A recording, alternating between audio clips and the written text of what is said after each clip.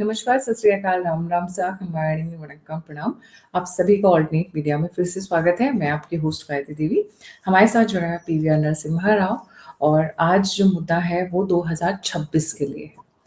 This year has seen a lot of struggles right from the beginning. Iran-US war, Israel war, blocking of the Hormuz, the oil prices going down, energy crisis across the world, the trade destabilization. So we have seen already, this is the month of June. We have already seen too much of chaos in the world, I would put it that way. Now, how is the rest 26 going to be? Is it going to be marked with more chaos? Or how it will be for Bharat? And a lot of other stuff, how it's going to be for Modi ji. Couple of people in the same field are saying that by 27 Modi ji will, Rahul Gandhi to anyway wishes that Modi ji retires. He also made a statement within 1 year Modi ji will go away. He'll run away rather. That's the kind of statement he has made. Let's try and understand what is happening, and also we'll be covering a lot of personalities while we speak. Periana, very warm welcome on the show. Namaskar, Gayatri ji. Good to be back. Ji As you Periana. said, as you said, this year has been a very chaotic year, and this is something we've been saying for a few years now that 2026, 2025, but more importantly, 2026 and 2027 are going to be really chaotic, and it's really a period of increasing wars, etc. So this is a bad period, but I do believe that this year is front loaded. The first half of the year is more crazy, and there'll be some stabilization in the months of June and July, and especially towards the end of June and July. I do expect some stabilization, and I do expect some expansion. When it comes to the trade destabilization that happened because of the wars, I do expect that in late June and July there will be some stability coming in, and economies will basically across the world will recover from all the chaos. Last chaos we had was immediate. It was in front of us. There was a war happening. There was a Hormuz blockade that was immediate. That was right in front of us, and that was affecting energy prices. That was affecting trade right then, right there. But the thing is, what I'm afraid may happen in late August till November time frame, this is more long term. The kind of instability, the kind of changes, the kind of shocks that we may see in this time period, they will not have an immediate they may not have an immediate impact, but they will have a very important, very vital long term impact. So my expectation is the first half is very chaotic short term impact, and some stability in late June and July and part of August, and from late August onwards again a period of great instability being triggered, basically some shocking events that people would not have expected, just like Iran war was something that nobody was really expecting. But the thing is, something like that, but something that is not immediate, whose real impact will play out over the long term. That kind of events are possible. Basically, if we look at June and July, the thing is, Jupiter has recently moved into his exaltation sign Cancer. When Jupiter is exalted, even though he is Atichari, when Jupiter is exalted, there will be some stability for the world. Economy will recover to some extent. And when it comes to war and peace, there is some hope for peace. Iran and US, they keep saying we are so close to a deal, but basically there are some terms. My expectation is probably is what to do with the nuclear material, etc., and how much nuclear material exactly they have, and who will be in charge of it. There are some sticky details that the US deep state is very deeply vested in, and Iran also is deeply vested in and not willing to compromise. So there are some sticky details, but uh, I expected the war to end in April, and the war did end. But after that, there were some strikes now and then. But they officially said that we are still holding on to the ceasefire. So technically, the ceasefire held on, but there were some strikes. And my assessment is all the strikes that happened after April 17 are really to get an upper hand in the deal negotiations and have a deal that is in favor of whichever country is basically conducting those strikes. But I do think that they are close to a deal, and I was expecting in late third week of May or May fourth week, early fourth week, there'll be a deal. But at that time, there was a lot of noise that Mark Rubio said they were very nearly done with the deal, but that fell through. That did not happen, and now they are saying it again. But my bottom line expectation is, I did not and still do not expect this to go the Ukraine way. I don't expect that this war will go on for years like the Ukraine war. The ceasefire, which originally started for 2 weeks but really dragged on for, is it like almost 2 months? Yeah, more than 2 months now. The ceasefire, which has dragged on for more than 2 months, it will stick. There may be some strikes now and then just to get an upper hand in the negotiations, but this will stick, and it is a matter of time. In the next few weeks, in the next few weeks, I do expect that a deal will come. So bottom line is, irrespective of when the deal comes, there will be a deal between Iran and US, and it will be a win-win. It will be beneficial to Iran. So let's go to step, right? Your voice is gone, Piriana. Oh, really? Now it's okay. Now it's back. Uh, Yeah, should it's fine. we continue Yeah, yeah, now? yeah. I'll cut it. I'll cut it. Okay, okay. So the bottom line is, I do expect that this is not going to go the Ukraine way. This is not going to drag on for years like the Russia-Ukraine war. The basic war is over, and there may be some strikes uh, to influence the final deal that comes out, and to put pressure on the other side to make a better deal for the side that is doing the strikes. So this is just a game of chicken, but it's a matter of time. The best time for making the deal was late May. At that time they came close, but it did not really happen. But I will be surprised if no deal occurs and this they again resume a full scale war. I do not really see it. So practically, the Iran war has finished, and it is going to really wrap up with a deal soon, and that will have an impact on the economy and the oil prices, etc. Hormuz Strait will be reopened, and all the trade will resume. So world economy will react very positively. Economy will go up. In general, when Jupiter is in Cancer exalted, particularly in the starts of Punarvasu and Pushya, this is going to be a period of expansion and optimism, etc. But the thing is, later he will come into Asresha, which is a Sarpa Nakshatra, and moreover, there is a there is a Sun Ketu conjunction at the end of August. When Sun is the planet of power and powerful people and leaders, and Ketu is the planet of shocks, something unexpected or something that is crazy, eccentric, or mistake basically. And it also shows explosive events. So when and also he shows depletion, he shows destruction, loss. So when Sun and Ketu are together, that usually shows loss of a powerful leader or loss of power for a really influential person. It shows some big political changes. Moreover, this is happening in the sign of Leo, which is the sign of natural sign of power in the natural zodiac, being the fifth house of power in the zodiac. It shows power. So particularly Sanketu conjunction in the sign of Leo shows some big disruption to the power structure, or some powerful people either being assassinated or suffering badly. And unfortunately, if you look at that Sanketu conjunction that is occurring on August 22nd, that is around 6 degrees of Leo. And if you look at some key world leaders' charts, you see some interesting things. For example, Donald Trump, his lagna is around 4 degrees or 5 degrees of Leo. And Mars, who's a very key planet for him, is Yokaraka Mars, he's around 7 degrees or so. So basically, his lagna, his ascendant rising sign, and his Mars are being impacted by this Sun Ketu combination. And moreover, in his own chart, natal chart, Sun Rahu Ketu Moon are very close. He was born on an eclipse day, lunar eclipse day, and Sun, Moon, Rahu, Ketu are exactly opposite. Sun and Rahu, and Moon and Ketu basically within half degree. So his Sun is as such afflicted in the natal chart, and that Sun Ketu combination afflicts his Lagna and Mars in on August 22nd. So this can be a time of crazy developments around Donald Trump.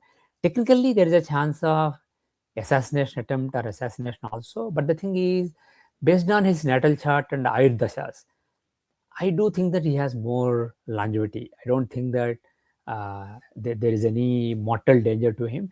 But there can be some big setback to him. It can be health related. It can be some kind of crippling of his power, crippling of his ability to discharge his power. So something really terrible can be expected in the US after some relative stability in June and July, and even in India.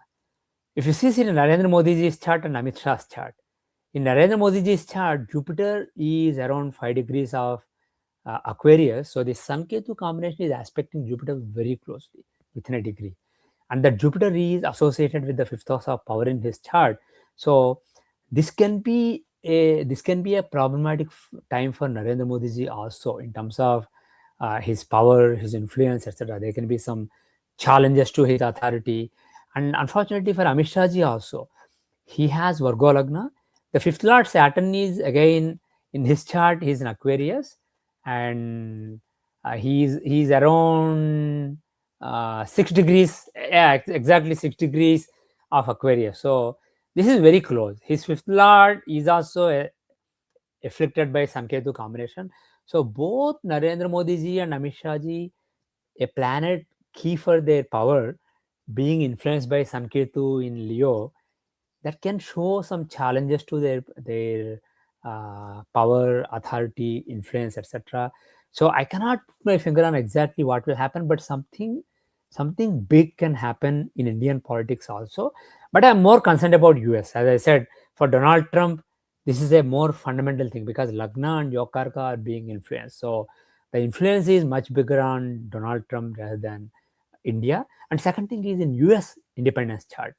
Moon is around 3-4 degrees of Aquarius. So this combination is affecting Moon also, the mindset, the masses, what the masses feel in the country.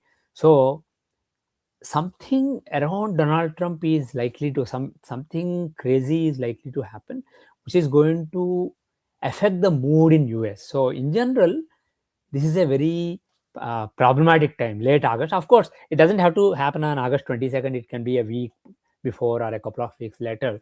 But basically, late August and September, I do expect some big instability to be triggered in world politics, particularly from the perspective of US. And also, if you look at the planetary positions in September, October, November, etc., things are chaotic for a couple of months. This is a very chaotic time, and the culmination is around November 12, 13, 14, etc. Around that time, at the time of midterm elections in US, which is in November 2026, Mars, Jupiter, and Ketu will be in Gandanta in Simharasi, in Leo. At the beginning of Leo, you will have Jupiter, Ketu, and Mars. So Mars shows aggression, wars, etc. Ketu shows mistakes, chaos, and uh, people basically not obeying laws, absolute chaos. So that combination is with Jupiter. So Jupiter is somewhat, he gives somewhat relief, but the thing is all of them are in Gandanta. So, and again, all these planets are around 1 degree, 2 degree, 3 degree of Leo. They're very closely aspecting natal moon of US independence chart, which is at 3 degrees of Aquarius. So this is a crazy time for US. So my expectation is that something will happen to Trump in late August, and then there'll be some chaos in US politics running up to the midterm elections, and perhaps midterm election results will be so destabilizing for the country, and there'll be questions on the results, and there'll be a lot of infighting, political infighting after the elections. So we are going to see a very crazy time in US. But for India, probably November doesn't look bad for me. What seems to me like is the ability, the efforts from outside of India to destabilize Modi government and get rid of Modi ji and install a more favorable government, they have been happening for a while using various toolkits, one after the other. They can use rebels, they can use politicians, they can use journalists, and they can also use some cockroaches now and then. Bottom line is they used all kinds of toolkits, but the thing is this is going to reach its peak around July time frame. in mid-July, Rahu will be exactly at the longitude of Mars in India's natal chart. So transit Rahu, who's an Ashtama for 8th house for India's independence chart, this Ashtama Rahu, which is a bad transit, showing trouble from outside, he's aspecting Mars very closely. And Mars is Marak for India, a killer planet. So this is the time when the instability that they try to increase in India will reach a feverish pitch. So my expectation is June, July, there will be relative stability in the world and there will be some expansion in terms of economy, etc. At the same time, they will not let Modi ji take relax and be happy about it. The pressure to the effort to put Modi ji under pressure will reach a peak in July, and probably uh, I do think it will be unsuccessful, but there may be some limited fruits in the month of August. So around late July and August, Modi ji and Amit Shah ji will have to deal with all this, and this chaos probably by the end of August and early September it will all be resolved. But around that time, something will happen in US that will draw all the oxygen in the room, and the focus will be on US and the impact on the rest of the world for the coming few years. So in general, my assessment is we are going to see the end of the chaotic phase, but something shocking will happen which will play out over the next few years, and that likely time period is late August, September, etc. So, you said late August shocking events will happen. That means this is more in context of US. US, there'll be a lot of troubled times, Yes. right? Yes. Okay. So, what about, are we expecting any other war? Because when you said that statement, you said Yes. we'll have more events like Iran, Israel. So, are we expecting another war front to open? Probably China, Taiwan, or some other war front, or India, Pak, so any event like that you're expecting? That's a great question. India, Pakistan, there was a window of opportunity in the May time period, April May time period, but that time has passed now. So my assessment is India, Pakistan front basically it will take some more time basically, not the rest of this year. So that probably is not the one. And as far as China is concerned, I am very strongly convinced that 2026 is a period when China will take a backseat. Let's see to what extent US is going to go uh, to exert its supremacy and to put China on the China push China to a corner. US has been aggressive, whether it's Venezuela or Iran. US has been aggressive, and it will be aggressive in a few more areas, which we'll talk about in a minute. But China will take things easy and just test the waters, test how far US is willing to go. And Chinese reaction will come late 2027, 2028 time period, and not in 2026. So I don't expect anything in Taiwan during 2026. This is a period when that area is fine. But as far as US is concerned, there is a chance that US will be aggressive in the second half of this year also. But the thing is, I don't expect that to be definitely not in the June July time period, and most likely not in the August time period also, but October November time period that I mentioned around the midterm election. So that time period, late September, October, November time period, there is a chance of more aggression from US, either Cuba or Greenland. But my based on Greenland's mundane charts, my expectation is it won't involve a war. It will just involve a deal, a financial deal, kind of like Alaska. Not really buying, but basically paying some money and getting some control over some portions and having some strong bases there. So Greenland will be more like a deal, a financial, military and financial deal. But Cuba, there is a potential for aggression, actual military aggression. But the likely time period is towards the end of this year, late September, October, November time period is more likely. So is this chaos also going to increase in India, because a lot of people have been trying very hard? Our security agencies literally are on toes. Every day, you open the news. Yeah, Every day there are two or three news. Some terrorist caught, some spy caught. Again some insider caught, like yeah, that. So NIA, IB, and these people. especially the intelligence forces. They are literally on toes. So, are we expecting anything of that kind even in India during the second half? It is possible because when I mentioned in the late October, November time period, we have the Mars Ketu Jupiter conjunction in Simha Rasi. That Jupiter Rahu Mars Ketu axis is on the 8th house from India's moon. So it is not really a matter of war, but it is a matter of some terrible event like a terrorist attack or some kind of attack is possible. So it's a time, October, November is a time period that India should be watchful against any such machinations against India. It's not, I don't expect a war with Pakistan or anything, but I do expect that there can be some strikes against India by anti-India forces. Basically, this I mentioned that India is going through Ashtam Rahu for the last year or so, more than a year. And this Ashtam Rahu, this is a period when the efforts to destabilize India, orchestrated from outside of India, will reach their peak, basically, reach a feverish pitch. So, one peak during this effort is when Rahu aspects Mars closely in India's chart in mid July. But the thing is, Rahu is going to be there till early December.